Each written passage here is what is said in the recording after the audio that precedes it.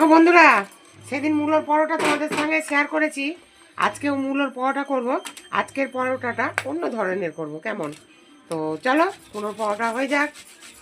গরম হয়ে গেছে, সামান্য একটুখানি জিরে ফোড়ন দেব।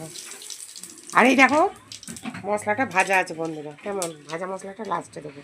মূলোগুলো গ্রেট করা সব দিয়ে দিলাম।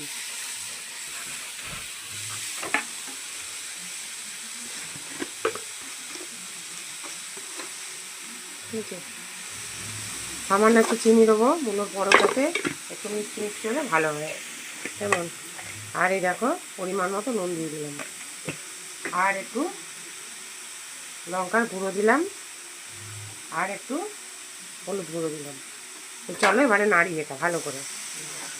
এই দেখো বন্ধুরা, ওইটুকু হয়ে গেছে। দেখো মূলোটা কম হয়ে যাবে, অনেকগুলো পরোটা হবে তো। তো যাই হোক, অল্প অল্প দেবো। দেখো হয়ে গেছে, পুরো নাড়ু হয়ে গেছে। এবারে আমি এটাকে সব ভরে নেবো, একটু ঠান্ডা করে নিই।